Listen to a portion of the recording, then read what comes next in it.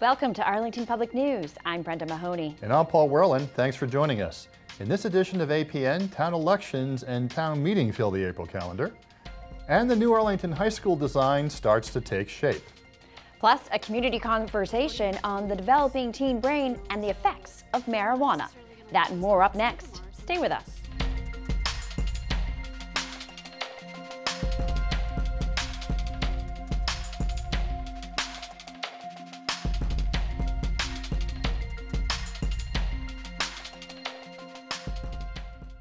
There are new faces on both the Board of Selectmen and the school committee after last week's town elections. And town meeting is right around the corner. Tyler Robichaux has all the updates in this week's snapshot. What's the story, Tyler? Thanks, Paul. Turnout for annual town election almost doubled over last year. Close to 16% of voters turned out to cast a ballot. The most highly contested race on the ticket was for the Board of Selectmen. Selectman Stephen Burns stepped down in December, opening up one seat, and the seat held by incumbent Joe Curo was up for a vote. John Hurd, a local lawyer who grew up in East Arlington, longtime resident and town meeting member Michael Ruderman, and Curo were on the ballot to fill the two slots. Hurd garnered 1,300 more votes than Ruderman to win the open seat. Incumbent Joe Curo returns to serve his 7th term on the board. Voters also elected a new face to the school committee. After serving for 9 years, Committeewoman Cindy Stark steps aside. First-time candidate Jane P. Morgan, a former teacher with 4 children in the Arlington school system, received 52% of the votes cast. Current school committee chair Jeff Thielman will return to the committee for his 6th term. There was only one question on the ballot this year. Voters were asked to decide if the town treasurer and collector of taxes should change from an elected to an appointed position. 2/3 of voters agreed to the change. The question was put before a town meeting last year, and they sent it to the voters for approval. The change will take place in 2 years when the term of the current elected treasurer, Dean Carmen, ends. In addition to the selectmen and school committee races, voters returned Kevin Feely to the Board of Assessors and elected town meeting members from each precinct. With this year's town elections in the books, attention is turning to the 2018 town meeting. The first session takes place on Monday, April 23rd, beginning at 8 p.m. 2 of the articles being considered deal with preservation in the town. Town meeting will consider increases in the fees for tree removal, putting them more in line with the actual cost of the removal. The Board of Selectmen has heard from the community that the current fees are not sufficient to deter from some builders from taking down healthy trees to expedite construction. Preserving Arlington's older housing stock also comes up this year. Article 17 looks to add any building more than 50 years old to the definition of significant building. The bylaw is intended to encourage the preservation, rehabilitation, or restoration of historically or architecturally significant buildings rather than demolish them. ACMi will cover all the town meeting sessions live. You can also watch them at acmi.tv or check your local cable listings for additional times. Back to you, Brenda. Thanks, Tyler. Architects for Arlington High School are making it clear, telling residents at the latest community forum there is no way to meet educational needs just by renovating, that they must add on or build all new. 8 initial design options were presented at the forum with the goal of narrowing them down with community input. Now, the building committee has since chosen 4 concepts to further explore: 2 renovation addition options and 2 all-new construction scenarios. Here's a look at the benefits driving the options. Getting around Arlington High School requires a lot of walking. 5,000 linear feet of corridor form various pathways from the original 1914 Fusco House building to the 1935 iconic Column House and all of the other additions. Clear to the architect hired by the town for a feasibility study, a simple renovation will not do. When we look at renovation only for this project, we do not fit the entire educational program in the existing building. During a forum in early April, project manager Lori Cowles of HMFH Architects presented 8 different options for the public to consider, with the goal of narrowing them down to 3 for further study. All of them take into account not only better functionality, but what school officials say 21st century students need, a large common space for doing their work. The sort of vision that drove in every single section was this idea of a central learning commons. So a learning commons is like a library, but it's more than a library because it's a library that's not like the library I grew up in where they shushed you all the time. If you go into the Arlington High School library, it is a busy, active place full of classes and students working collaboratively. It's really easy to supervise students under that sort of situation without feeling like they're being supervised. You don't have to ask them where they're going, they're always going here. Architects considered the programming desires of educators and what the Massachusetts School Board Authority will help pay for in their various options. Some plans keep one or two of the oldest buildings while adding new ones, others looking at all new construction. Cobbles stating that it's up to the town to decide, but that not only can they make good use of the more historic buildings, but there is something to be gained by keeping them. The top of Column House with its clock tower can be opened up and repurposed, and the original Fusco building with its large classrooms and old gym, fondly called the Pit, are still useful. We think it has a lot of potential to be a great classroom building. Column, really what we're talking about is that whole upper part, which we're exploring opening up and really giving a new life to it. The more innovative idea that people seem to like was building on the front lawn. Cowles wouldn't recommend option number 8 that would put the entire high school on the arguably underused space, but 1 or 2 buildings, she said, would fit there nicely. Now, it's a really large front green. It's very special in that it's the only one of its size throughout Arlington for the length of Mass Ave. But I would argue it's pretty underutilized. The concept here is to frame a front entrance. High school principal Matthew Janger was hesitant to say his favorite plan when asked, but did reiterate his original point, that the school should be easier to navigate and have a central location for collaboration. The ones that are more compact to me, I think make it easier to get from any place to any place else. Some of the ones I think where you sort of see sprawls in all kinds of directions and you can't figure out the logic behind the school, I think those, my impression and my sense is that those are going to be harder for sort of people to collaborate and coordinate and supervise. The top 3 projects will be fleshed out some more and further explained at a final forum on June 4th. Residents will then help narrow the choice down to 1 so it can be submitted along with an education program plan to the Massachusetts School Board Authority. The MSBA would then need to approve it likely in August before heading for a schematic design. Brenda Mahoney, Arlington Public News. Well, Paul, no matter the scenarios, it's roughly around a $300 million project, give or take, and it still needs to be passed by debt exclusion in order to go forward and then be reimbursed by the MSBA. They're thinking about 35 to 40%. So passed by debt exclusion, hopefully in 2019. That's what those behind it are hoping for, and then construction being completed by 2024.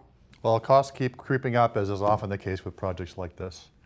That's right, and lots of factors are also involved in the projects. So the project manager, Lori Cowles, will help us understand the MSBA reimbursement calculations and the factors that affect the reimbursement to any particular project. That should be really helpful. Well, improvements are coming to Reservoir Beach following the development of a master plan. And sit back, relax, and let the talking chair read you a poem right here at Robbins Library. That and more when we come back. Hart, what's going on? I'm leaving. Why?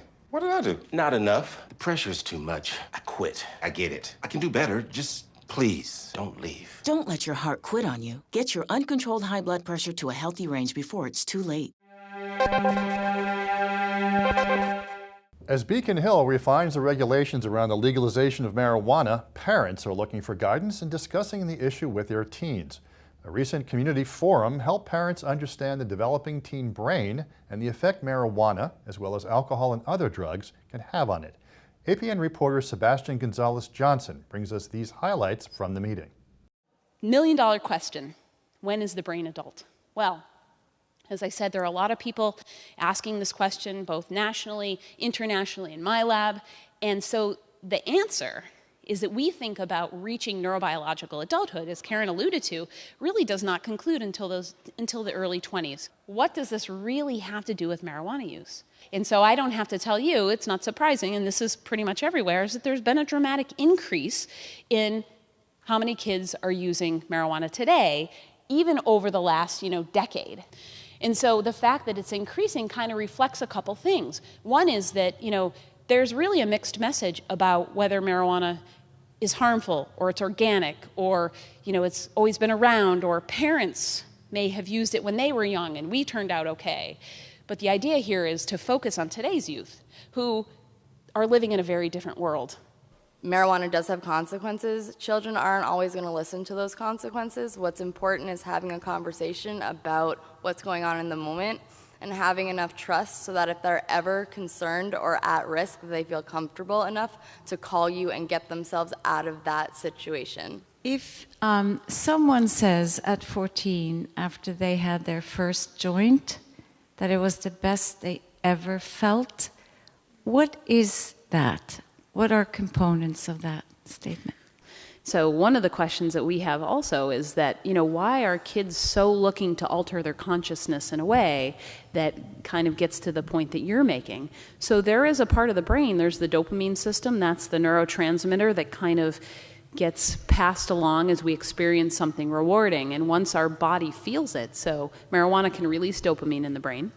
And once we've released that, our receptors in the brain pick up on that. And then when the drug is no longer present in the system, the brain says, wait a minute, where'd all that good part go? When you're talking to a teenager and trying to tell them, don't smoke pot, or you will have, something will happen, whatever that is, just as you have that information that it's a correlation and not a causality, they have that same information.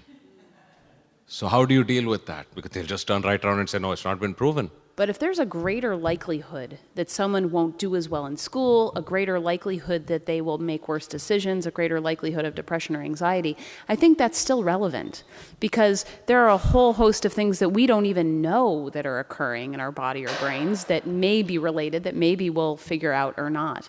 I think focusing on the idea that it increases risk in so many dramatic ways and kind of understanding the statistics around that is still useful. Yeah, I think also some of the things that I talk to the high school students about is, what do you have to lose?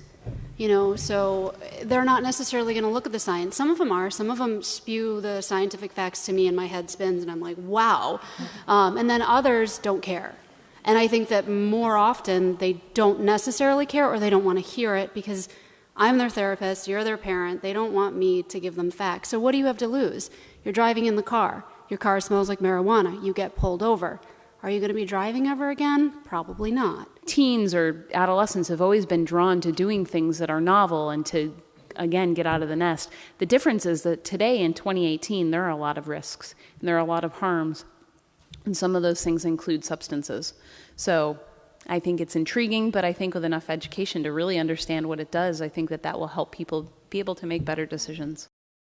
More beach access and better parking, fewer geese and less sediment. That's what the Recreation Department heard from residents as they developed a plan for the upgrades to the Arlington Reservoir. The Rec Department received $100,000 in community preservation funds to develop a master plan. Designers from the Sampson and Weston Design Studios presented the results and cost estimates to residents last week. APN's Tyler Robichaux brings us this report.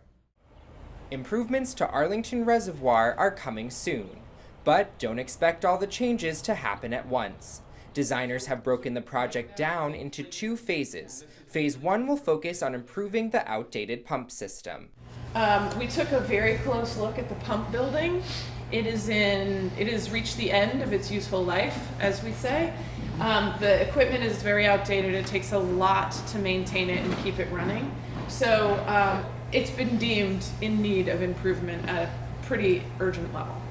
New pump equipment might not sound like a significant improvement, but the new equipment will have a ripple effect, substantially improving more than just water quality. Just the improvements that are being made to the pump house with more efficient equipment is going to be a significant improvement in really not only bathing experience, but the operators and maintainers experience, because it can take them like 20 hours to prime a pump just because they're so old. So all of this, and it will be more efficient, and they'll be using less chemicals. So all of that is a plus. Phase 1 would also begin to improve some of the trails around the reservoir by installing FlexiPave. Where roots would heave pavement, FlexiPave can undulate a little bit more, and it's just a little, and it also is porous, so it allows water to go through it. In the places where the roots are really becoming obstacles and barriers for people to make their way around, it's the right solution. Improving the trails and replacing the pump will cost just under $1 million, which has already been budgeted and is expected to be approved by town meeting later this month. Phase 2 is a different story. It includes features such as a new parking lot, a boat ramp, bathhouse renovations, a covered pavilion, and beach renovations. But these come at a cost. Capital planning has set aside $2 million in the capital plan to assist moving forward with the improvements that have to happen with the res. As you can see right now, $3.2 million is not $2 million. Moving forward, the Recreation Department will look into applying for grants and other fundraising strategies to raise the $1 million needed to complete Phase 2. If approved in town meeting, Phase 1 construction could start as early as this summer. For Arlington Public News, I'm Tyler Robichaux. The library has always been a place to sit back and unwind. Robbins Library is taking that concept a step further this April, unveiling the Talking Chair installation in honor of National Poetry Month. Reporter Sebastian Gonzalez-Johnson has the story. Last week, Robbins Library unveiled the new interactive digital installation in the Fiction Room. In honor of National Poetry Month, the Talking Chair reads aloud poems created by Arlingtonians of all ages. These poems are read from the poets themselves and Arlington's poet laureate, Kathy Desjardins. The chair was first installed. I sat down and I was being read a poem by Kathy Desjardins, the Arlington's poet laureate, and it was an incredible experience to be read aloud to. And it's a different experience in audiobooks because I was just sitting here and was able to close my eyes and visualize it. It was just a very relaxing experience, and I love hearing the poems that are also read aloud by the poet, especially when it's a child. Hearing her recite her own poem is really, I don't know, it's very powerful and very exciting and a very cool experience for that poet as well to be a part of that project.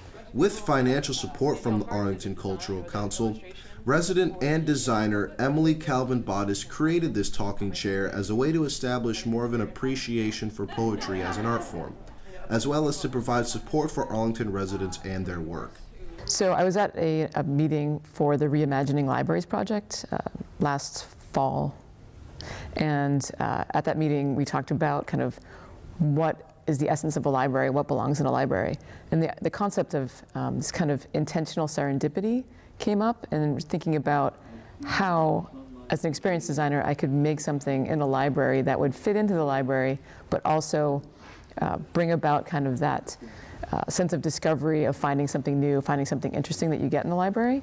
And so I thought of a chair being something that's very common and a very kind of different, but giving it a different experience by having it like read you something or talk to you when you sit in it. There's a digital literary experience to it. It's a different way of engaging with the written word as someone reads it to you.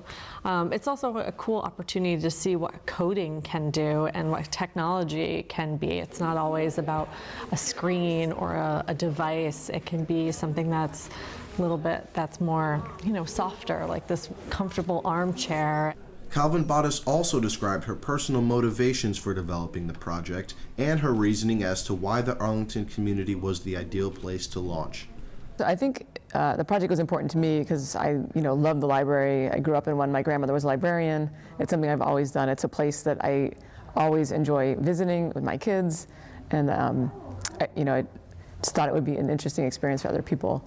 And then I think for Arlington has a really good literary community and a lot of poets, and I thought that having poetry be highlighted in the chair would be really a great way to get the community involved and be a part of the project. Arlington's Director of Libraries, Andrea Nicolay, highlighted poetry as an art form. She also described how the aesthetics of the Fiction Room impact the reception of the display.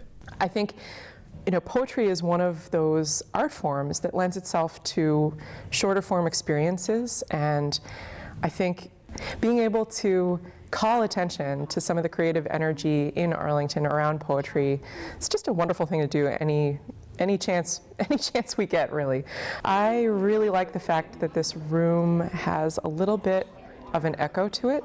So when you sit in the chair and hear the poem, it's a pretty powerful experience. It permeates the space and it lets you absorb a poem in a way that you don't normally get to. So to have this disembodied voice kind of moving you through a poem, it's a really beautiful experience. For Arlington Public News, I'm Sebastian Gonzalez-Johnson. The talking chair will be in the fiction room of Robbins Library throughout the month of April. It will then be moved to the children's room to continue its storytelling role there. Stop by, take a seat, and enjoy a poem or two. Well, that sounds nice. A fun idea as well, and a great way to introduce people to poetry. You know, I could use a talking chair at my house telling me I need to clean the house or do the laundry or something like that, but this should be fun. Or talk for us, perhaps, sometimes. That would be good. Patriots Day is coming. Here's everything you need to know. We'll be right back. Patriots Day is coming. Arlington commemorates this historic moment with a full day of events on Sunday, April 15th. Start your day with a little workout at the 54th Annual Arlington Boys and Girls Club Fun Run. The 2.7-mile run takes participants along historical Mass Ave. Everyone is invited to join the fun, from little ones in strollers to masters in the 50-plus group. For more information and to register, visit the Boys and Girls Club website at abgclub.org. At noon, head over to the Jason Russell House at the corner of Mass Ave and Jason Street. Local Minutemen face off with the Redcoats and the Monotony Battle reenactment, marking the most violent encounter during the Battle of Lexington and Concord. And at 2 p.m., the annual Patriots Day Parade steps off from Brattle Street and follows Mass Ave to Adams Street. One of the parade favorites returns this year. The Shriners Circus crew will once again perform its way through town. Remember, parking restrictions and road closures go into effect as early as 8 a.m. For more information, visit the town website at arlingtonma.gov. It looks like spring has finally arrived, and here are some of the events coming up around town. Celebrate Earth Day by participating in the Great Arlington Cleanup. The event takes place Sunday, April 22nd from 1:30 to 3:30 in the afternoon. There will be a cleanup going on at two sites, the Sims Woods on Summer Street and Millbrook at Wellington Park on Grove Street. You are welcome to join the cleanup for as much or as little time as you can. Participants will receive gloves and trash bags for litter removal. Families are welcome, but please leave the dog at home. To RSVP or for more information, email lshepard@town.arlington.ma.us or call 781-316-3012. RSVPs are not required, but will help in planning. And the winner is the winner of the Arlington International Film Festival poster contest will be announced and the poster unveiled during its 8th annual awards reception on Thursday evening, April 26, at the Arlington Friends of the Drama. The poster entries have been created by students from Mass College of Art Design's illustration department. The winning poster becomes the face of the festival and appears on all festival materials. The event will highlight live music from the N&P Colombian duo, poetry by Arlington Poet Laureate Kathy Desjardins, a dance performance by Siouan Dance Group, and storytelling by Cheryl Hamilton. The reception kicks off the 2018 International Film Festival, and that takes place at the Capitol Theater in early November. Visit aiffest.org for more information. Join the Housing Corporation of Arlington for their annual walk to support affordable housing. The walk takes place April 29th from 11 a.m. to 3 p.m. Meet at the Jason Russell House and then walk down Mass Ave to 20 Winchester Road and 19R Park Avenue in the Heights, both current HCA projects. During the walk, the HCA will hang banners on their Mass Ave properties saying, "This is what affordable housing looks like." For more information, visit housingcorparlington.org. The 7th annual Arlington Jazz Festival takes place at venues throughout town. It will be taking place Thursday through Sunday, April 26th through the 29th. Award-winning bass guitarist John Patitucci and friends headline the festival. For the complete schedule of events and ticket prices, visit arlingtonjazz.org. The Ponders spring sports season is underway. Our Studio B Ace Sports crew brings us this update on how the teams look starting out. Hello Arlington, I'm Kira Power and welcome to another edition of your Spy Ponders Sports Update. Spring sports has officially begun in Arlington. Girls tennis began their season with a 5-0 win against Melrose and Watertown, while the boys took a similar 5-0 win against Malden Catholic. Unfortunately, the boys on the volleyball court couldn't secure a win against Newton or Westford Academy. Coming over to the turf, girls lacrosse took an impressive 19-2 win against Stoneham, while boys lacrosse started with a lead against Melrose, but unfortunately couldn't hold on to it and took the loss. Foster plays it across to Justin McKinney. McKinney shoots, scores! Justin McKinney!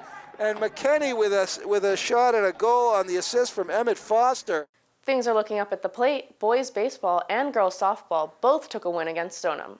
Finally, ACMi's own Scott Zwick and Rob Anthony were happy to sit down for an exclusive interview with Arlington Catholic's new football head coach, Anthony Petrillis. I graduated in 2001. I was a captain of the football team then. Went off to college for 4 years and came back and joined the team as a freshman defensive coordinator. Next year was promoted to JV defensive coordinator, defensive back coach, and then 2 years after that, in 2008, I took over as varsity defensive coordinator, and I held that position for about 7 years in Arlington Catholic. Won a Super Bowl, a few league championships, and really kind of learned a lot as a coach. I think as a player, you think you know so much.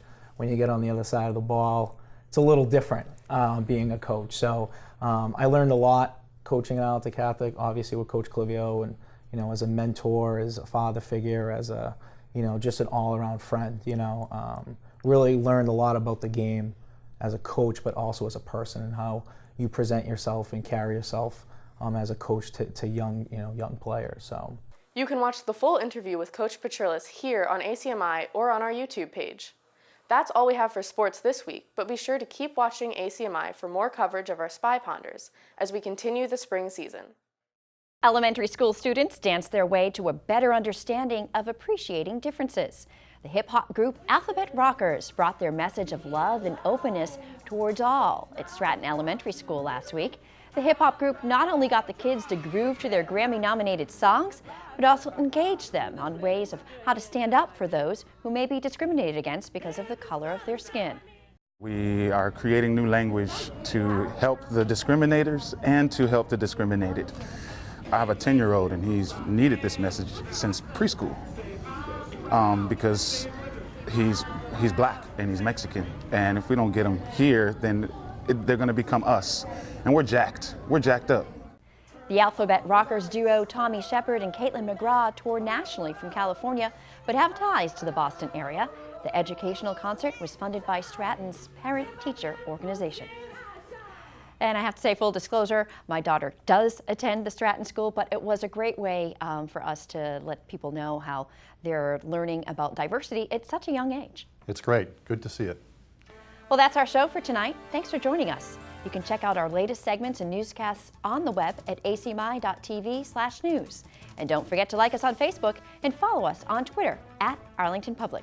And if you'd like to be part of Arlington Public News and ACMi, email us at news@acmi.tv or stop by the studio here at 85 Park Avenue.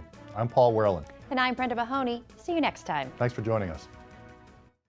I'm going to need to hear you say, I shine.